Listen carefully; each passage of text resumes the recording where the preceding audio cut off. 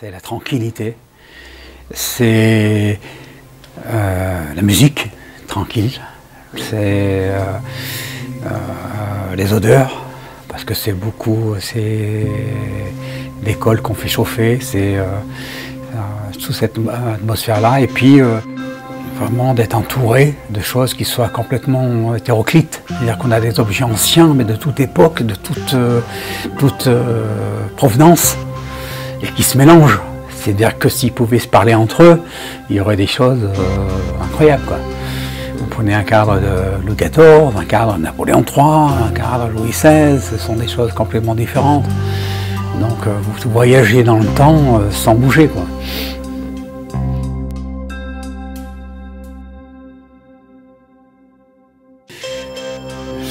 Je me sens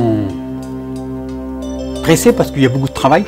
Donc il faut arriver déjà à gérer le travail et le temps. Mais relativement serein parce que je suis entouré de choses qui sont diverses. C'est-à-dire que si je ne suis pas dérangé, je suis bien. Mais c'est pour ça que le travail du matin est relativement intéressant parce que je peux travailler sereinement sans être dérangé.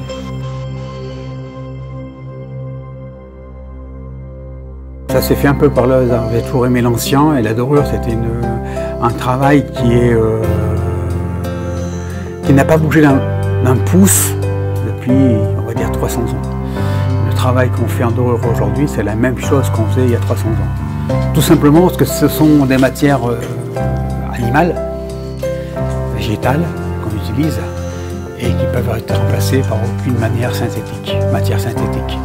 On prend la colle de peau de lapin. S'il n'y a pas de colle de peau de lapin, il n'y a pas de dorure. La partie qui m'intéresse le plus, c'est souvent, au départ, quand sur les cadres anciens, c'est l'histoire. C'est-à-dire de ne pas savoir, de comprendre un mot qu'ils avaient à faire des choses belles, des choses durables, des choses qui soient avec un temps infini, qui soient nobles et qui soient faites pour durer. On a beaucoup de pièces communes, hein, mais qui ont une histoire. Et cette histoire-là, qu'elle soit petite, grande, c'est une histoire. Et cette histoire-là, elle ne se remplace pas.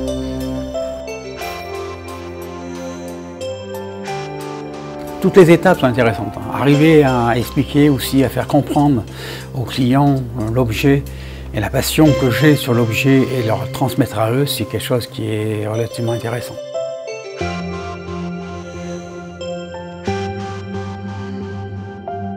Le travail humain, c'est indispensable parce que expliquer aux gens, c'est pas, je dirais, vulgairement, on ne vend pas des baguettes de pain.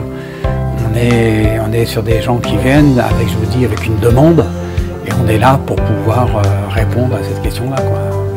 Donc, de faire participer les personnes à la restauration, c'est primordial. C'est primordial. Et là, ça va prendre beaucoup de temps. Et justement, on va plus souvent discuter, je vais passer plus de temps à discuter des fois qu'à faire le travail. Quelqu'un qui arrive, qui ne connaît rien sur son objet, et que vous arrivez à lui transmettre la passion, c'est... Par des tout petits traits, je redonne des liens ensemble. On va avoir des choses, des grosses masses. Il y a au moins autant de temps à parler qu'à travailler. Même si la réalité économique est là, ce qui plombe énormément le travail, hein, mais c'est le temps de prendre le temps.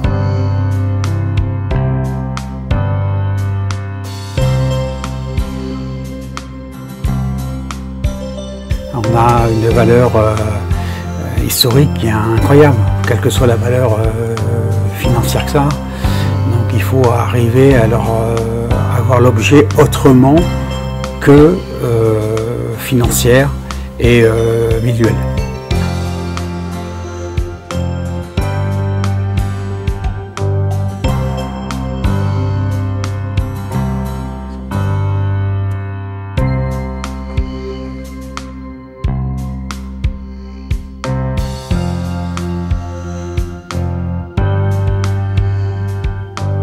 La dorure est appliquée de différentes manières en intérieur ou en extérieur. Elle a été appliquée de différentes manières selon les époques.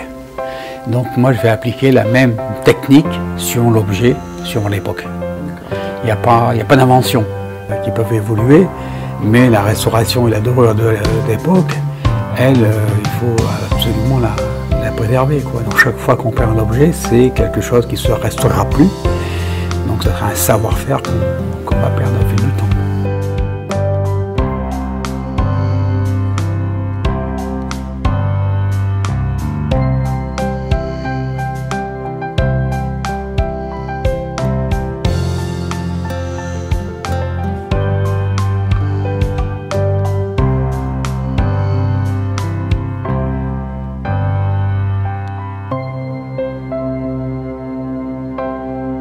Un savoir-faire, parce que quand on faisait la dorure à l'époque, c'est la même chose que l'on fait aujourd'hui.